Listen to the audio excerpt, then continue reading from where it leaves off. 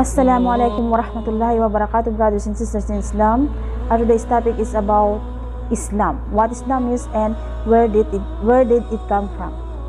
So let's start. A'udhu billahi minash shaitanir rajim. Bismillahirrahmanirrahim.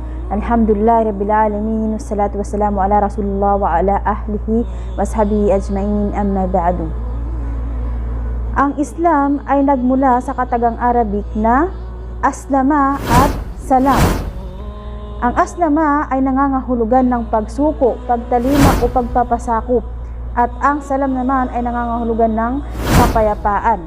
So it means aslama means to surrender and salam means peace.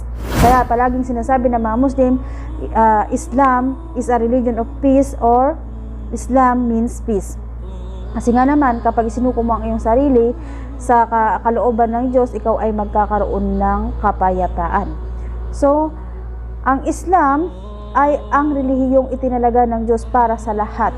Hindi lamang para sa Muslim, kundi para sa lahat. Okay? Islam refers to a way of life which is both private and public. It is an inclusive term of meaning, acts of worship, political practice, and detailed code of conduct, including hygiene and etiquette matters. Sa Quran 5 verse 3, Suratul Ma'idah, sinabi ni Allah subhanahu wa ta'ala, Al-yawma akmaltu lakum dinukum wa atmamtu alaykum ni'mati wa raditu lakumul islama dinan. Sa araw na ito ay aking nilubos ang aking pabor sa inyo at ang aking pagpapala, at aking pinili ang Islam bilang inyong relihiyon. So ayan ang sabi ni Allah subhanahu wa ta'ala. Ang kapayapaan, ang Islam means kapayapaan. Ito ay binigkas din sa Biblia. Si Jesus mismo ang nagbigas dito, si Jesus alayhi salam, sa kanyang kapayapaan. Siya mismo ang bumigas, sa John 14 verse 27, sinabi ni Jesus, kapayapaan ang iniiwan ko sa inyo. Ang sabi sa Quran 3 verse 85, Suratul Imran, sino man ang magnais ng ibang relihiyon bukod sa kapayapaan ay hindi ito tatanggapin sa kanya. Wa may yabtagi ghayral islami dinan falan yuqbala minhu wa huwa fil akhirati minal khasirin. So, ayan ang sabi ni Allah subhanahu wa ta'ala. So, ang kapayapaan, binigkas din ito ng maraming beses sa Biblia. Maging si Jesus, sa kanyang kapayapaan, ay nagsasabi rin siya ng Assalamu alaikum, ang batian ng mga Muslim na kung saan ay nangangahulugan ng sumainyo ang kapayapaan. Yan ay binigkas ni Jesus sa Biblia, sa John 20 verse 19 to 20, at inulit rin ito sa Lucas 24 verse 36. Siya ay tumayo sa gitna nila at siya ay nagsabi ng kapayapaan ang sumainyo. So ang kapayapaan ay maraming beses binigkas sa Biblia, at ito ay binigkas din ng maraming beses sa Quran. So ito ang itinalaga. Ang Islam, hindi po siya pinulot kung saan-saan lamang. Ang Islam ay itinalaga ng Diyos bilang relihiyon ng lahat ng sangkatauhan. Hindi po ito katulad ng Christian na nagmula kay Kristo, o Buddhism na nagmula kay Buddha, o ang Judaism na nagmula sa Juda, at yung at iba pa, etc. So hindi po siya ganoon. Ang Islam talaga ay pinili ng Diyos. Ito ay nangangahulugan ng kapayapaan. Ang Islam ay ang pagsuko, pagtalima at pagpapasakop sa kalooban ng nag-iisang Diyos. So ang Islam po ay mayroong 6 na paniniwala. Ito yung 6 beliefs in Islam, Ito yung, ang unang-una po, yung paniniwala sa nag-iisang Diyos, Ito yung tauhid.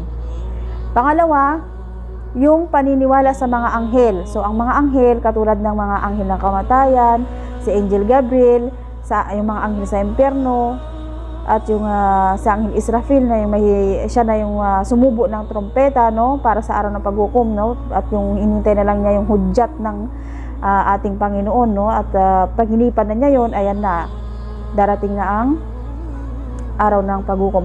So marami pang iba, may mga anghel may mga anghel din sa libingan. So kailangan paniwalaan natin ito. So pangatlo, kailangan din nating maniwala sa mga kasulatang ibinaba ni Allah subhanahu wa ta'ala, katulad ng Torah na ibinigay kay Moises, sa kanyang kapayapaan, at ang Salmo na ibinigay kay David, sa kanyang kapayapaan, at ang Ebanghelyo na ibinigay kay Jesus, Si Abraham alayhi salam Actually, apat lang daw ang nabanggit sa Quran na aklat. Yan ay ang Torah, ang Salmo, ang Ebanghelyo at ang Quran. Pero sa Quran 87 no ng Suratul A'la, nabigas dito na sabi dito suhufil ula, suhufi Ibrahim wa Musa. So ibig sabihin ito ay nagmula sa unang kasulatang ibinigay kay Abraham at kay Moises. So merong binibigas sa Biblia na ito ay tinatawag nilang the Scroll of Abraham. So parang meron din kasulatang ibinigay sa kanya. Yun yung mga nakalagay yata sa mga kalatas, no? I am not sure, pero meron din binigay sa kanya. So nakasama na rin siyempre dun sa Bible yun. Wala naman talagang ibinabang Biblia ang Diyos eh. So kaya hindi siya kasama dun sa mga aklat na dapat na paniwalaan. Ang Biblia kasi pinagsama-samang mga kasulatan. So kaapat, kailangan mong maniwala sa mga propeta. Katulad ni Propeta Abraham, Propeta Moises, Propeta David, at si Propeta Jesus, no? Si Jesus, sa kanyang kapayapaan, no? Talagang naging alamat talaga siya sa tawa, no? Kasi ginawa siyang Diyos ng mga non-Muslim. Pero siya po ay hindi Diyos sa mga Muslim. Siya po ay isa sa mga great prophets ng tagapaglikha. So kailangan natin paniwalaan ng mga propeta. At ang ika-5 ay ang paniniwala sa huling araw. Ito yung Yaumil Akhir. Ito yung paraiso at impyerno kasama dito. At ang ika-6 ay yung paniniwala sa pagtatakda. Ito yung predestination. So ano yung pagtatakda? Ang pagtatakda, ito yung ibig sabihin lahat ng bagay dito sa mundo, no, lahat ng nangyari dito ay naitakda na ni Allah Subhanahu wa Ta'ala. Okay? At ang Islam ay meron din pong 5 haligi. The 5 pillars of Islam, unang-una, ito po yung Shahadatain or yung 2 pagsasaksi na ang ibig sabihin ay Ashhadu an la ilaha illallah wa ashhadu anna Muhammadar Rasulullah. So ang ibig sabihin nito, ako ay sumasaksi na walang ibang Diyos kundi si Allah at si Muhammad, no, sa kanyang kapayapaan, ay ang huling sugo at kanyang mensahero. Okay? At pangalawa, ito yung ikamus sala. So ang ibig sabihin nito, ito yung pag-aalay ng 5 beses na pagdarasal sa loob ng isang araw. At ang ikatlo naman, ito yung zaka, no? Ang zaka po ay napakahalaga. Ito binigas din to ni Jesus alayhi salam, no, sa Biblia. Sa Deuteronomy 14 verse 22 binigas nito. Ito yung tinatawag na ikapu. Ang zaka, ito yung ibinibigay ng mga kapatiran na, no, mga kapatirang Muslim na may kaya sa buhay. So meron itong karampatang kumbaga sa may sukat, may halaga, ganun. So depende sa kanila 'yon. Pero walang sapilitan na inaano to, kasi depende sa iyo, nasa pagitan ni Allah Subhanahu wa Ta'ala at ikaw ang nakakaalam ng zaka na 'yon.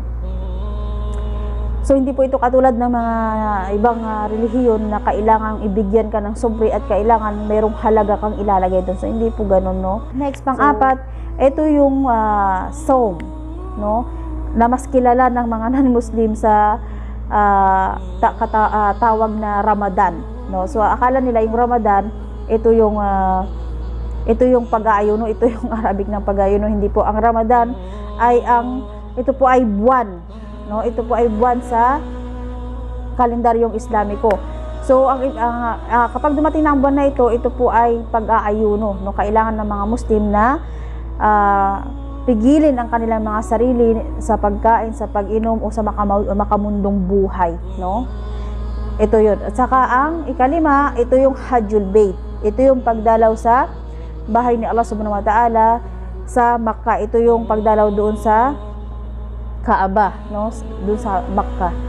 So hindi naman ito masyadong kung may kakayahan ka, isagawa mo. Pero kung wala kang kakayahan, hindi naman siya talaga ganun ka obligado. So ipinapatupad to sa mga tao talaga na may kakayahan. So ang Islam ay nagtuturo ng pagsamba lamang sa nag-iisang Diyos, monotheism. So hindi po siya nagtuturo ng pagsamba sa maraming Diyos. Ito ay nagtuturo ng pagsamba sa nag-iisang Diyos, ang tagapaglikha no? Ang lumikha ng kalangitan, ng kalupaan, at lahat ng nasa pagitan nito. Actually, kasi ang Islam, ito yung relihiyon din ng mga naunang propeta. Kaya lang noon, hindi official na sinasabi ang Islam dahil ang Islam ibinase sa lengguwahe ng huling propeta. Alam naman na hindi naman Arabo yung propeta noon na mga nauna bibigkasin nila yung relihiyon na Islam. Siyempre hindi. Ibinase kasi siya sa huling propeta, yung lengguwahe ng huling propeta. So alangan naman na halimbawa Amerikano yung huling propeta, pagkatapos Islam yung pangalan, hindi ganun. Kailangan siyempre Arabo yung huling propeta, so doon ibinase yung pangalan ng relihiyon kasi siya na yung final and last messenger. So sa kanya ibinase yung, sa lingwahe niya ibinase yung pangalan ng relihiyon. Siyempre si Allah ang nakakaalam ng lahat ng bagay kung paano yung mga proseso, no? Siyempre yung Quran, marami din nagsasabi na ang Quran bakit hindi na lang ibinabasa sa lingwaheng English para lahat makakaunawa. Siyempre ang pangit naman yata na ang propeta ay Arabo tapos yung Quran magiging English. 'Di ba? Siyempre hindi. So kailangan nakabase sa lingwahe ng huling propeta. So hanggang dito na lamang. Sana sa susunod mai-explain pa natin yung ibang mga topics katulad ng ano ang Muslim at saan nga ba nanggaling ang salitang Muslim. So hanggang dito na lamang po, no. Subhanakallahumma wa bihamdika asyhadu wa la ilaha illa anta astaghfiruka wa atubu ilaik. Ayon sa Imam Ahmad, Volume 5, page 3, and Ibn Hibban, Volume 1, page 377, nang tinanong ang propeta sa kanyang kapayapaan kung ano nga ba ang Islam. Sinabi niya na ang Islam ay ang ipasakop mo ang iyong puso kay Allah at ang ibaling mo ang iyong sarili kay Allah at isagawa ang zakat na isinatungkulin.